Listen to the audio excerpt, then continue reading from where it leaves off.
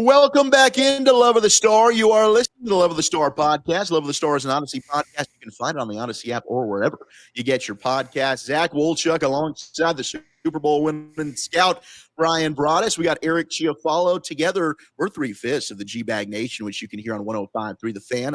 Also on the Audacy app. And fellas, well, we've been out in Surprise, Arizona, covering some Rangers spring training. But goodness gracious, there is a ton of buzz coming in from Indianapolis, the scouting combine, and the news never stops, as I always say, when it comes to your Dallas Cowboys. And we are learning a lot as we got Brian Schottenheimer, new Cowboys head coach, talking at the podium, free agency right around the corner, tons of draft talk to get into, but we've got to start with some of the latest rumors coming out of Indy. And I think the main focus here that's starting to gain momentum, fellas, is the Cowboys' pursuit to bring back Osa Odighizuwa, their defensive tackle. And some of the stuff we've been hearing is Flus, their new defensive coordinator, he's put a big-time internal push here to bring back Osa. The rumor number that we've kind of thrown out, $21 million. That would put him even outside of the top 10 highest paid defensive tackles in the Football League. To me, like, hey, could you get it a little lower? I don't know. I feel like if you were to hit the open market, it's probably well north of $21 million, but that was kind of the tag number. Cowboys right now, it seems that is the first order of business, full court press to try and bring back fellas. Yeah, I think that when you start to mention with the names of like Matt Eberflus and, the importance of that three technique, that under tackle in his scheme, this is something that, when Flus came into the league, he was really when you look at the Rob Ryan disciple, 3-4 odd fronts, he gets with Rod Marinelli. He starts to learn about the 3-4 fronts. If you know anything about Rod Marinelli, his emphasis was always on the three technique. You remember how they've always kind of covered that. Tyron Crawford, they paid him an incredible amount of money one time to try and play that three technique here for the Cowboys. So Flus is going to come in naturally, and he's going to want a guy that can man that position. Obviously, he's watched the tape. He feels like that Osa played very well, and he did. You can watch the tape yourself and see that he played very well. So to me, this is something that is a little surprising with the number, but if you also look at the value of the player and how he played, he was somewhere between a $19 and a $20 million player last year for the salary that he was making. So it kind of falls in line for that APY number that we've seen, the value of him from last year. Yeah, and I think the thing about Osa is, certainly the need in the Eberflus system, and he's a guy that's been super healthy throughout his time with the Cowboys. He's a guy that you can depend on in terms of showing up every single Sunday, and you don't have to question whether or not he's going to be there. Now, he's kind of tailed off his production as seasons waned throughout his career, except for this past season. Contract year, my boy showed up and was ready to rock and roll. I do think he's a guy that feasts a little bit more on the lesser teams. And would love to see him really be a monster in big games versus top-tier opponents. But he's obviously a really good player, and them making him a priority, I totally get why they're doing it. And I just hope it's not the end of the line when it comes to defensive tackle and just general defensive linemen, because I think they really need to restock that pipeline. And I know the draft is going to be ideal for that. Yeah, the draft, I think this is, to me, where I would push back on the feasting on the lesser opponents. San Francisco, I thought he played pretty well against San Francisco in some of those playoff games. We right about that? Green Bay? Yeah. Yeah, I think that's exactly where I was going. Like, I thought he was one of their best players against San Francisco, Brian. Yeah, there's discussions. I think, Eric, you're absolutely right about the fact about him tailing off. But I will also say this, though. I'm kind of keeping an eye on. I know, Zach, you've done a lot of work on these defensive tackles. The Cowboys, are they getting into something that they could go get in the draft and go get cheaper? And to Eric's point, is this keeping them from going and getting other players like linebackers and stuff like that? I think, to me, that's the big question right now. Why are you earmarking so much money towards a defensive lineman when there's 1 and 3 techniques in this draft. I mean, and quality ones. So I'm a little surprised that when the number got to where it was, that they said, okay, no, we're going ahead, and they're trusting Flues here that player's going to continue to develop. But this is a deep draft for the 1 and 3 techniques, and so it's a little bit surprising that they've earmarked this much money for this particular player. Yeah, and I'm with you there. Like, that's an area where I still think they need to be aggressive in the draft. This is a draft to just hit the defensive line if you want to, and they just don't have enough bodies. Like, I think they need to bring back Osa, and they also still need to draft. I mean, no question. You look at defensive tackle. If you retain Osa, he's really the only one that you feel good about, right? Like, we're hopeful in Mozzie. Can he go ahead and carry over the better production that he had in the late part of the season? But otherwise, I mean, that is a thin spot right now on the roster. So you need to just keep throwing some resources there from a Cowboys perspective. And I think the one thing that has me happy overall is if that $21 million figure is real, right? Let's say it's 4 years or 5 years and it's 105 million, whatever it is. You're not paying him at the top of the market, right? Like, he might go sign somewhere else for 25 to 28 million dollars. Still not a top 10 highest paid player at his position. So I think you're getting pretty good value for a player in his prime. That's really about where he should be getting. If it was like the Cowboys are about to pay him $27 million, like what Christian Wilkins got, I think I would have a little bit of an issue there. But I think this is actually one of their better re-signings if this is how it works out. I don't have an issue when it comes to Osa, like the work ethic. You pay a guy, and then afterwards, okay, now I've gotten paid. I can go ahead and take my foot off the gas a little bit. I don't think you got to worry about that with Osa. And I do think if Flus looks at him and says, okay, I need him back for my defense, that's such a key part for him and what he wants to do. You know that that's a guy that can have success instantly. There is somewhat of a projection. Any guy you're going to draft, like, let's cross our fingers and hope he can slide in here and hit the ground running. So I'm with you, B. This is absolutely a great draft to attack defensive tackle. I still would like them to do that, even if you bring back Osa Odighizuwa. And with the way the cap has boomed, man, they say, hey, we're going to be selectively aggressive. That was the word that Stephen Jones used. I'd like it, and I know we're kind of conditioned in our mind to think like, okay, if they've spent this money, the likelihood of them going out and spending more money on an outside player isn't likely. But why? Why stop there? Re-sign your own. That's fine, but that's status quo. We should still be able to talk about going to get a Nick Bolton, the linebacker from Kansas City, or whoever it is. They shouldn't. That's where they fall into trouble. It's okay, now they're done. They re-sign an Osa, they're done. No. Re-sign your guy, but still be aggressive and go get the linebacker as you were talking about.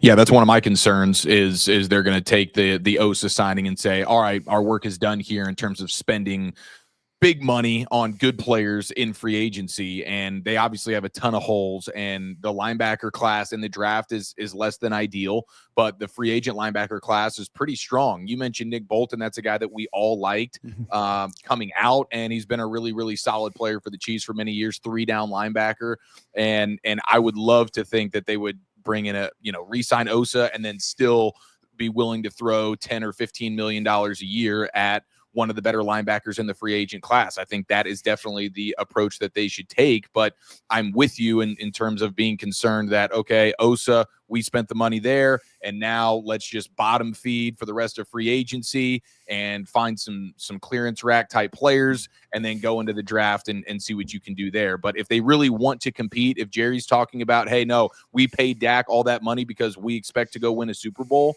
then you have to act like it when it comes to player acquisition.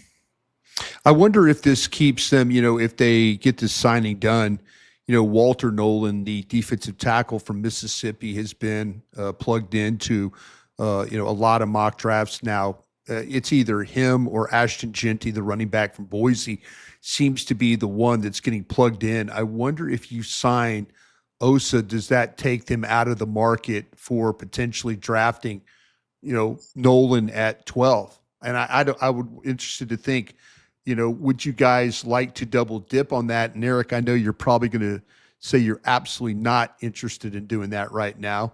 With I have my concerns about Walter Nolan, the player, but I wonder if you guys would consider even if you sign Osa, would you all go ahead and draft Nolan at 12 and just hit 2-3 techniques just like that back to back? Okay, I mean, I'll just say, just from a philosophical standpoint and my desire to have as many guys on the defensive line, I would have no problem with it. You guys know the player better than me, so you guys might say I don't really like the player, but just the idea of double dipping there and saying, no, we're gonna bring back Osa and we're gonna go get another top tier defensive tackle in the first or second round, I'd be totally in favor of that. If he plays the same position, like they're both 3 techniques. Yeah, I mean, you would like to have a guy that has more versatility, could do 1 and 3. But either way, like I honestly think that I would be okay with it, because I just think they need so many guys. And you saw what the Eagles could do with just having a rotation of dudes where they got 7-8 guys that are just constantly staying fresh and getting after people. So as long as it's a guy that is, hey, he can play the run and the pass, to me, I'd be totally fine with that. I would be kind of hopeful that, to me, because I like Nolan. I don't like him at 12, but to me, this is where I would, if you're kind of not a fan of Walter Nolan, then you're probably looking at this. The Osa signing is, just dodged one there. They're not going to draft back to back, but you're not wrong, Eric. They need 1s and 3s. They absolutely need 1s and 3s. I just wonder if they would go heavy on getting Osa back and then turning around and spending a 12 on Nolan. In my mind, I'm thinking, man, they're not gonna do that. And in a way, that kind of gives me a little bit of some comfort right there. I would agree with you. I would think that they would maybe then wait. It wouldn't be at 12. Maybe it's at 44. Maybe it's at 76. Sure. I would prefer a Derek Harmon to tackle from Oregon, who I do think can do a little 1 and 3. He's a little bit of a wider body to me than a Walter Nolan, but it's very possible. I think that there's a lot of Walter Nolan fans in that building over there at the Star in Frisco. There's no question. Maybe he's the top player on their board when they're on the clock at 12. Yeah. I just find it would possible. Be kind of, but I'm with you. Like, do you? Yeah. No, I'm just saying that positions like that. Same type of player. Is that really good use of your resources right there?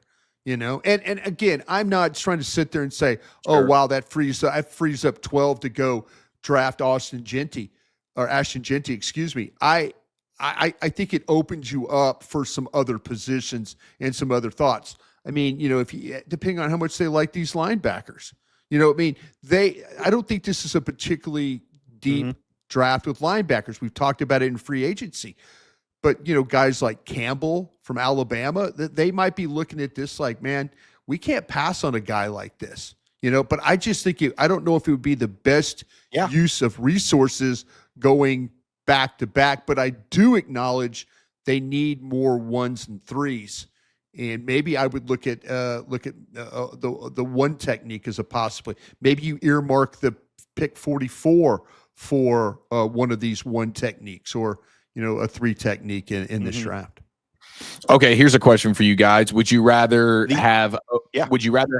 bring back Osa, and then at 12 you take Campbell, the linebacker from Alabama, or you spend the Osa sort of money on a Nick Bolton in free agency, and then at 12 you're taking a Nolan, or you said you like Harmon. Maybe that's a little early for those guys, but I mean, which combo of players would you prefer? I would love to have Nick Bolton myself. I would probably prefer Who are you going with? Go ahead, Zach. Who do you got? I'm with you. I think Bolton Harmon would be my preferred tandem, but I do like Jihad Campbell. I mean, I've kind of been thinking about, I don't know that I've given him enough love during this process. Like 12, maybe a little bit rich, but okay, do this. In one of these things with this draft. Okay. Put Walker in there. Oh, Jalen. I mean, but you don't see Walker as a linebacker. You see him more as an edge, right? So it's probably bad for you to do that. Yeah. Like I think Campbell is the perfect off-ball linebacker that can then give you some blitzing, pass rush ability. I just think Jalen Walker's at his best when I'm playing him off the edge, going to get the quarterback. But to your point, there are a lot of people that do think Walker can give you off-ball linebacker stuff. Jalen Walker's a hell of a player. I'm not going to have an issue if they took him at 12. I'd bet on that kid to be able to succeed. But Jahad Campbell's a freak athlete, man. Like, I could see a team falling in love with him. I mean, the idea of him and Overshown and Leofau, if all three are healthy, that could be a really dynamic trio at linebacker. No well, doubt. I mean, the last thing I wanted to do here, Brian. The last thing I wanted to do here, fellas, what else are we hearing? The other free agents: Jordan Lewis, Rico Dowdle, Chauncey Golston.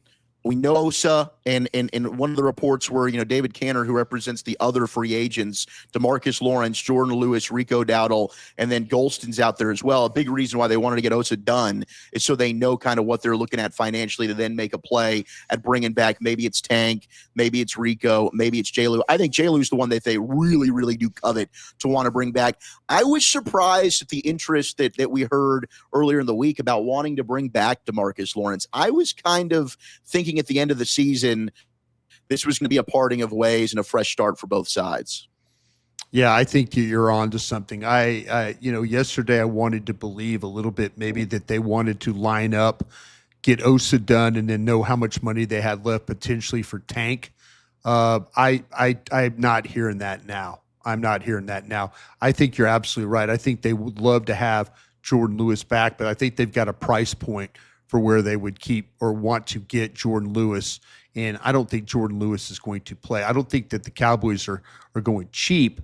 When you start to talk about $4.5 million, $5 million potentially, they're not trying to give him veteran minimum or anything like that. But I think they want him back for a price.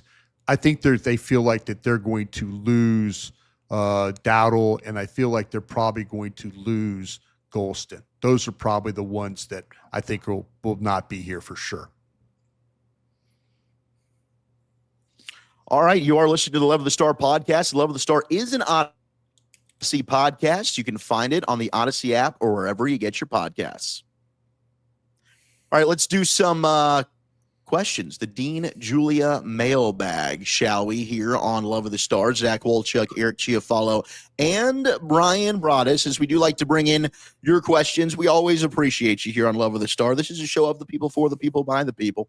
And we want your interaction as much as possible. Make sure you share this with your friends, like, subscribe, do all that fun stuff. This actually is a carryover on our Osa conversation here. This is from Mario. Cowboys are reportedly working on that deal for Osa.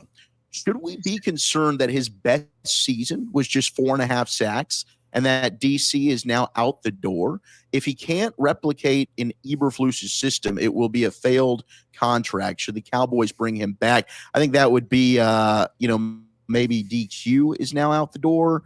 I don't really know what he meant by DC, but I like I said earlier, boys, I'm not concerned. Like, I think Osa is one of these guys that at 26, he's in the prime. I feel like I've kind of become an Osa defender. I think I like him more than you guys might, but I'm not too worried about that. In fact, I think Eberflus might be the best guy to tap into that potential with Osa Odighizuwa. I think he's a guy that throughout his career, he's coveted the 3-tech. It's a position that he values in his defense. And I think if he looks at and assesses Osa as a guy like, I got to retain that dude, especially if he is familiar with this draft class right now, that speaks volumes to me. Yeah, I think my one question would be, how much has Osa benefited from having more aggressive defensive coordinators who are setting guys up for success, getting after the passer? And has that opened things up for him in terms of being able to pressure the quarterback the way that he has, especially this last season, because he was pressuring the quarterback at a pretty special rate. Obviously, he's benefiting from Micah Parsons, and Micah's still going to be here, and Micah is going to command a lot of attention. So that opens things up in a big way for Osa, and that will still continue. But how much did Zimmer especially and Quinn help things for Osa because of just their blitz packages and confusing protections? Yeah, no, I think you're on to something, Eric. I think Jeff Sagina and those guys did a hell of a job with not only with Osa, but Golston, Carl Lawson, Mozzie Smith. Hell, they got better as a group, so I would be a little bit more concerned myself. Matt Eberflus probably not going to be blitzing a lot of people, but he's got to find some ways to do what Mike Zimmer did last year, and that was to get his guys play at a higher level. And so I think the question is very, very fair. Should there be concern if all of a sudden that Osa does not look like the same player that he was under Mike Zimmer, and he looks more like the player that he was under Dan Quinn? I think there needs to be some concern about that. But you're good. You're good, Walchuk. Okay. Thank you. All right. We do have a lot of people who are wondering about Bobby Belt's other podcasts. Like, did he just go ahead and sell us out here on Love of the Star? He just wanted to go ahead and make his own podcast now, take all the glory for himself. And was he just kind of Heismaning us here, Brian, on Love of the Star? I mean, do you want to clear this up, clear the air here? Because Bobby's out here promoting his own solo mission. No, and good for Bobby. It really is. And the thing about Love of the Star is when this was created, it was, Bobby and I were working on different schedules, but we were trying to find ways to make it work. And when you have somebody that does radio very early in the morning, and then he has opportunities in the afternoon after his shows, I have to do the same thing. And then I have afternoon shows, and then we couldn't get the night times to match up like we needed to. And Bobby and I together were really very concerned that we could not create enough of content for the fans. And we're like, hey, we have to do something. We went to the bosses there of Audacy and said, hey, we need to think about this. And, Bobby's just doing what he needs to do. I totally get it. But this really came down to, we could not create enough content working together. And that's really why, and I really do appreciate you guys, but our schedules align more than what Bobby's and my schedule did. And that's unfortunate. Loved working with Bobby, and we got along great. It's just we could not get enough content out, and that's really why we made the switches that we did. Okay, so Jonathan Cox is asking about the response from Brian Schottenheimer yesterday at the Combine about the traits he likes in a running back. Yeah. And he said vision, contact balance, need to create hidden yards, run through arm tackles, and need the ability to catch out of the backfield. I think that perfectly describes, of course, the best running back in this class, Ashton Jeanty. How many guys in this draft class do you think fit most of that criteria, starting with Broadus? Yeah, you know what, Eric, and I appreciate that. I immediately started thinking of guys at near the top of my board, the other ones. When you start to talk about, Johnson from Iowa, Caleb Johnson from Iowa, you talk about Hampton from North Carolina. I also want to, you got to include, Henderson from the running back from Ohio State. I think was one of these guys that has that kind of ability to not only run the football, make people miss, also, though, catch the football very, very well. If you watched any of the playoff games, you saw him be very, very good at that. I wanted to point out one player I think you need to keep an eye on. It is a local kid for these purposes for the Cowboys is Brashard Smith, the running back from SMU. And he's a transfer from Miami. He's a former wide receiver. He is very capable now at 5'10", 196. The vision, the ability to catch, the chunk plays. This guy's pretty special. So if you're not addressing the top of it, Brashard Smith, SMU, kind of fits in that mold of maybe that guy you could grab there in the third round. There's several guys that kind of fit that role. I think the thing with Smith, though, is, like I say, he had 2 drops and 51 targets this year for SMU. So that'll tell you something about his ability to catch the football.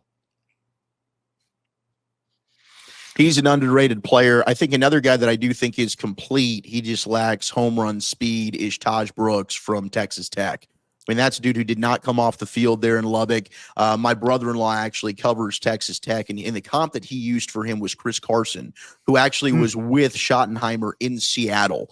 So a bigger back, a dude who is very difficult to bring down. Like you don't arm tackle Taj Brooks now, and he's also an elite pass protector, but I do think he's underrated with his ability in the passing game. The one thing is he just doesn't have home run speed. So I do think, he'd be very comparable to what you had in Rico Dowdle. So like, I don't know that that's like, hey, I'm giving the keys to Taj Brooks. Maybe you want to pair him with another back who's going to give you a little bit more juice. But I do love Taj Brooks as another back just outside of the top guys, because you're absolutely right, Brian. I think our top 4 dudes, and I think we've got them in the same order. It's Genty, it's Caleb Johnson from Iowa, it's Hampton from North Carolina, and then Henderson from Ohio State. I think Judkins to an extent can be in that conversation, but there's times for me that I don't see him really just always making the first guy miss, and sometimes he leaves a little bit of meat on the bone. And I would argue for RJ Harvey, the running back from UCF as well. Harvey, I think, and I've said it, I think he could be the Bucky Irving of this class.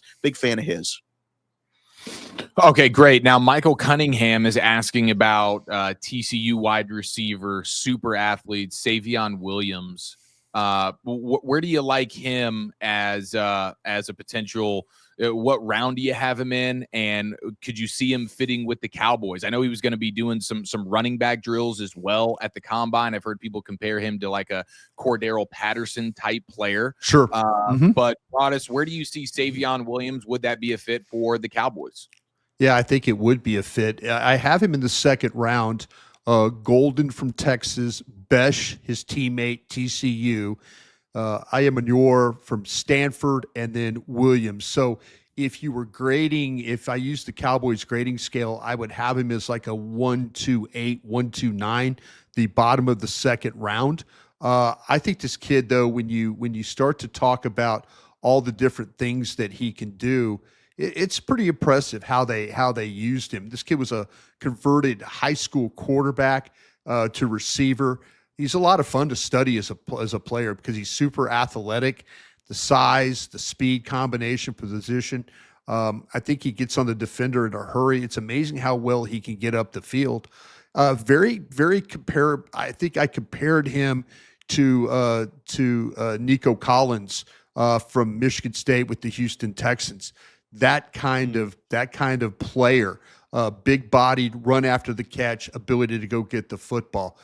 This kid's a pretty strong-handed player and a weapon in a lot of ways. You like him more than I do, B. I think that he's pretty raw. I think his teammate Jack Besh is much better. My big concern with Savon Williams, and this is now something that going into year 3 now with you doing the draft stuff. If you're not an elite route runner, I can't always necessarily see the transition. This dude's a freak athlete, no question about it. But I don't think his route running is tremendous. He is a prototype X, big bodied receiver on the outside, has a big catch radius, but I think you can kind of see some lapse in concentration, which can lead to some drops sometimes. I've got him more in the third round personally, but I wouldn't mind, like the talent is there. The upside is there for a.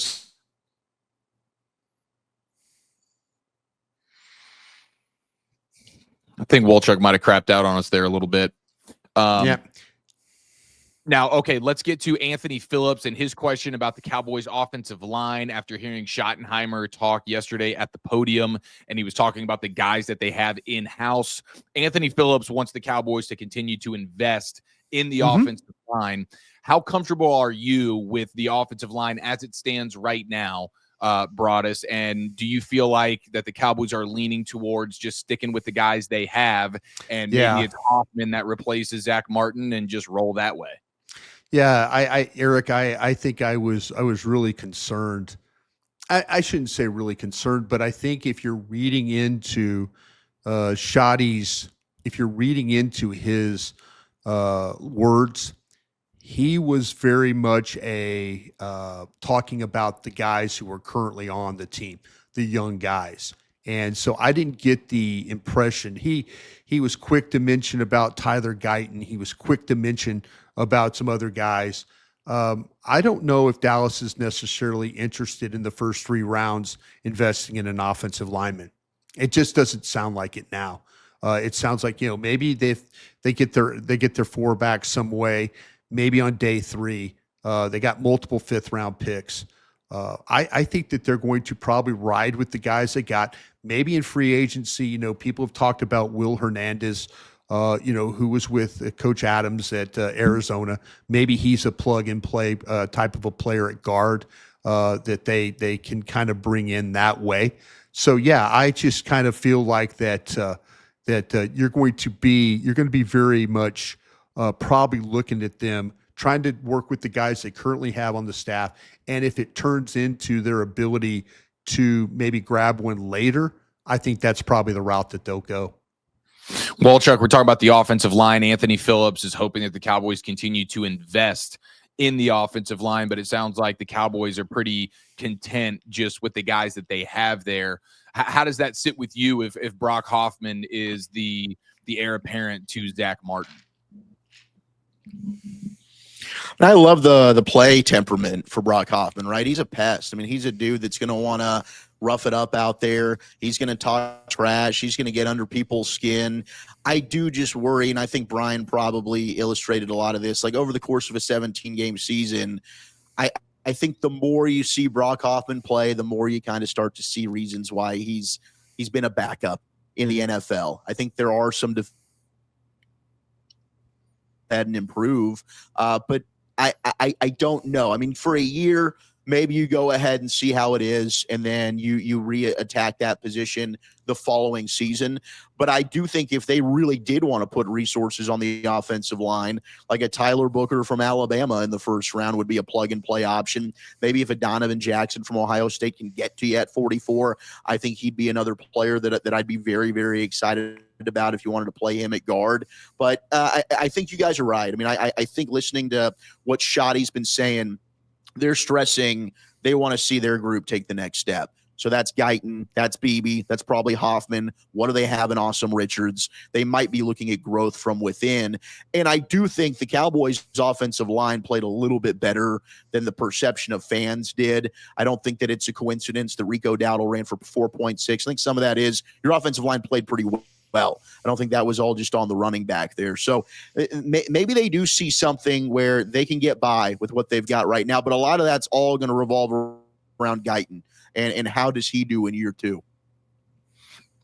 Yeah, and I was extremely encouraged. I mean, I think that this coaching staff is going to be able to get the most out of every single one of these younger offensive linemen. So I'm hopeful and optimistic that every one of these guys is going to take at least some semblance of a step forward. And Schottenheimer was talking about Tyler Guyton being a guy who's been super committed this offseason, living in the weight room every single day. I don't know that was necessarily his biggest problem, but it is encouraging to see that the commitment is there and physically he's going to be the best version of himself. And then hopefully the new coaching staff can get the best out of him. But the Guyton step forward is obviously going to be absolutely huge. I wanted to ask you guys about the Aggie pass rusher. And he is, I'm trying to remember Shamar his name. Stewart? Yeah, Stewart. Yeah, Shamar Stewart. I mean, he just lit up the combine. He's got Myles Garrett type of metrics from an athletic standpoint, but the production not there in any way. This is a guy, I think, after the combine, he was going to be probably a top 20 pick. Is this guy now a top 10 pick? And would you touch him if you were the Cowboys at 12? I personally wouldn't. And I'm a big believer of tape and how he played. And I kind of feel like that when you're looking at Stewart, and I have him as a 3rd-round player myself. And I say that with the fact that I've watched him play. Now, we went into this draft with the A&M kids all being like in the 280, 290-pound range. That's the measurements that we had. Stewart weighed in at 267 at the combine, and you wonder if he just lost weight to be able to do what he's able to do. But you feel like he could play multiple positions when you watch him, and he does play with a burst, and he does make blockers work to stop him. The pass rush is more on athletic ability than moves or movement, and he's going to try and bully his way to the quarterback. more so than just use and move. He played mainly on the right side against LSU, but he lined up on both sides against Missouri.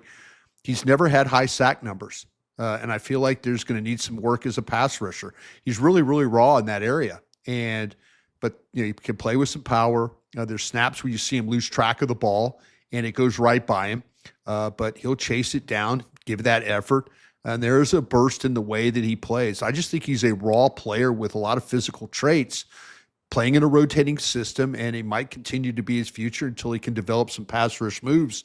But I think you need to watch tape on these players. The workouts, important. Medicals, huge. Make sure, though, that if these workouts are showing you something, that they translate to the tape. I don't think it always is the case with this particular player. I agree with you. I'm scared to death of Shamar Stewart, and I would be staying away from him in the first round. I mean, he looks the part. That's first dude off the bus. That's a Las Vegas Raider type of player that Al Davis would have absolutely fallen in love with. It's not a surprise that he's testing well, but you nailed it with the tape, Brian. I mean, it's like I watched him. I didn't know where to play him. I guess he would be an end, but he does. He lines up all over the place. Could he fit as a 5 technique in a 3-4? Maybe you could kick him inside. That could possibly be a good move for him as a 3 tech at times, even like we've seen other rushers do. He does chase balls down. I mean, the hustle and aggression is there. I mean, I watched him chase down a play from 30 yards away against Notre Dame. So it's not like he's a lazy player by any means. It's just the lack of consistency. One play, it's like, holy crap, look at that get off. The next play, that was a little bit late off the ball right there. So the production wasn't where it needed to be for a player that's being hyped up as maybe a top 10 guy. I think comparison to Myles Garrett is absolutely insane, in my opinion. I get physically, like the numbers, okay, cool, he's testing off the charts. The tape is night and day difference. Myles Garrett was a surefire, absolute stud, was going to be an all-pro in the league. Shamar Stewart's a project type of player, and maybe he develops an absolute beast, but I would be super nervous about that risk in the first round. Awesome. Okay, well, there it is. Thank you to all the listeners for the questions there in the Dean Julia mailbag. This is the Love of the Star podcast, an Audacy podcast. You can find it on the Audacy app or wherever you get your podcasts. Wolchuk, other combine takeaways, anything that has stood out to you about things that players have done, or anything that maybe Schottenheimer said yesterday? Yeah, well, the one thing is we get a lot of these, visits, right, that the Cowboys are having, these formal and informal interviews. I know one that Cowboy fans were, well, why the heck haven't they met with an Ashton Genty, right? Well, Genty went ahead today and said he's going to have a 30 visit with the Cowboys, so he's not worried about that. But I also wanted to talk with you about that, Brian, because what I've learned here, and obviously because you lived through this, everybody's kind of talking to everybody out there at the combine. So when we get the lists of these formal interviews, just to give Cowboy fans a better understanding, what does that mean? And I don't think you should necessarily freak out one way or another if there's a player on this list or off the list. No, absolutely. And I think there's where you're at, is that there used to be a time when I was in the league that it was like the Wild West. Nowadays these interviews are scheduled. You're only allowed to have so many of them. We used to try and interview every player we could at the combine. You used to be able to grab them, bring them into a room, talk to them, grab another guy. Now it's very much a scripted way. The time limit is very restrictive on how much time you can spend with a guy. I'd pay attention to the 30 visits myself, is what I would do. I think the 30 visits are the one. That's where you have 2 days to visit with a kid. You could bring him in. You could have dinner with him. You could have Jerry and Steven. Everybody can meet with him. And then, you could take your time to kind of get an idea about the kid. The 30 visits to me are huge. The combine visits you're getting a little bit of an idea about the kid. But, man, it has changed so much over the years. But you have coaches there that do the informal ones where they sit and you might have a group of 5 NFL coaches all sit down with one player and sit there and ask him questions, very informal, where the formal ones, they bring him into the actual room, sit him down and kind of spend 10 to 15 minutes with him, and then they move on to the next guy. But don't make too much of a deal about this, because if they really want to visit with the kid, they'll bring him as one of the 30 visits. And the Cowboys have a huge advantage, much like what you talked about with Ashton Genty, him being a local kid. If you're in a radius of the Dallas-Fort Worth area, it's a very liberal area now. I mean, liberal with the space that has, and if you're a high school player or a collegiate player, Dallas Day is one of the great advantages that the Cowboys have. But they're able to bring in a guy like Ashton Genty, and they can talk with him. They can work him out. They can give him a physical. There's all kinds of things that they could do, and it doesn't count against their 30 visits. So they're very mindful of the guys they could bring in for Dallas Day, and it kind of gives them an advantage of, say, 20 to 30 more guys that they could visit with on top of already their 30 visit guys that they have. It seems like there's just a new trend of players that are sort of punting on the opportunity to compete and work out during the combine. Is there a guy that is putting off his workouts, maybe to his pro day, that disappoints you the most because you really wanted to see how he was athletically based on what you saw on tape? Yeah, Zach, if I could give this a start for our group here, Will Johnson, the corner from Michigan, to me, I have questions going. I had questions about Will Johnson going all the way back when he was on Dane Brugler's list as a top 3 guy. I know Vach Lombardi and I we're doing All Right podcast. We had questions about Will Johnson as a player. You know, there were questions about his speed. What is his speed like? What's he going to run? Does he play fast? There might be a possibility here, guys, where Will Johnson never runs a 40-yard dash. I, in good conscience, as a personnel guy, could not draft Will Johnson if I didn't know how fast he was running. Now, there's other players you could see it with, and like guys probably like Hunter and people like that might not ever work out, and you can have an idea of how they play. I don't have a good feeling on Will Johnson, corner from Michigan, speed, and that would take me out of the mix for him if I was a team. I think Will Johnson's an excellent one. The one guy that I saw today that's not running is Ted McMillan, and I was hoping he would do this. Teteroa McMillan, the wide receiver out of Arizona.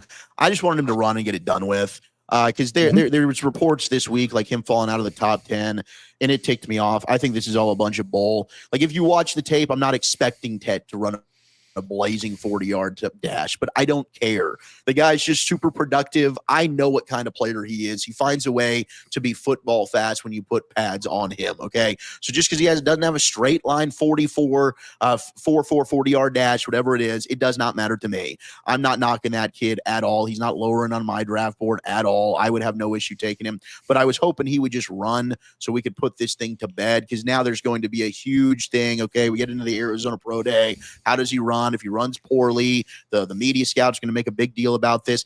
I don't know if the real scouts give a damn one way or another about what he runs, because I do think the tape is undeniable when it comes to a guy like Ted McMillan. But the last thing that I wanted to address, fellas, was the quarterback stuff. So we had heard the Cowboys are all of a sudden eyeing quarterbacks in this draft. Now, I don't know that this is a great draft to be eyeing quarterbacks personally, but I did have some fun, and I didn't know that this would be taken quite as seriously as it did. It kind of blew up, but not a surprise when you've got the Cowboys and the Texas Longhorn fan base is invested in this. But Quinn Ewers is a local kid, and Quinn, to me, is not a guy that's sniffing the first round. Hell, maybe a team does like his traits and they take him in the second. We found out he played through an oblique injury throughout the season. He was dealing with ankle injuries. So maybe when you saw kind of limited mobility, you saw a little inconsistency with him this year, but he does make clutch plays. Like, that was one thing about Quinn. We also hear he's in Dallas and he's working with former Cowboys head coach Mike McCarthy. So I'm just connecting the dots, and I had some fun with, you know what, bold prediction, sure to go wrong. Quinn Ewers will be a Dallas Cowboy. That would be like a 5th-round pick for me if he's there. Okay, I was never thinking Quinn Ewers at 12 was ever serious. I don't think he's in favor there at 44 or 76. That might be, and you don't have a 4th-round pick, but I think day 3 is really where Quinn's going to go. Maybe it is in the 4th round. He is a guy, if you want to draft and develop, I think he's going to be a good backup quarterback in the league. I do. I think he can be like a Chase Daniel, South Lake Carroll connection, a Matt Moore, if you will, who the Cowboys gave a shot from Oregon State several years ago. But I don't see Quinn, and I think the health is a massive issue with him. He's never been able to stay healthy. I think he is what he is, and I don't know that there's another step that he's going to take to be able to be a consistent stud NFL quarterback. But I do like him as a guy that you're going to draft on day 3 and be a potential solid backup for you. Yeah, Eric, I just real quickly, I wish Dylan Gabriel was taller. He's going to be 5'11". He's going to be 202 pounds. I just wish he was taller because every time I've ever watched him play at Oregon, this guy is an accurate thrower. I just wish he was taller, but there's some quarterbacks you're clearly going to have to work through here. Max Brosmer from Minnesota. Brosmer, yeah, Minnesota. Brosota is, I've looked at just kind of watching Minnesota tape or, players at Minnesota. And he looked like, to me, he had something, that maybe like when we dive in on these quarterbacks, when you start to talk about those day 3 guys, he kind of fits in that list. But I would really love to see Dylan Gabriel taller. He's just not. One of the other things that I think has been interesting, yeah, that's a good one. Floating around the combine was just the idea that has Will McClay's responsibilities gone up even more? Is Will McClay even in a more position of power than maybe he has been in years past? Broadus, I would love your thoughts on that. Yeah, and we had Sean Sharif on, who he and Bobby and RJ were at the combine, and Sean Sharif put out something. He offered that when Jerry Jones when he moves on from the team, there's a thought that Will McClay is going to be essentially the general manager of the team, with Charlotte and Steven and Jerry Jr. taking other responsibilities for the team. So that maybe is something that is on the horizon. I think that Cowboy fans would be elated if, in fact, that Will McClay did take more of a role in the day-to-day building of the team. I think he does a quality job of kind of getting everybody on the same page, but maybe this will be his opportunity in the coming years to have more of a general manager's type of a role.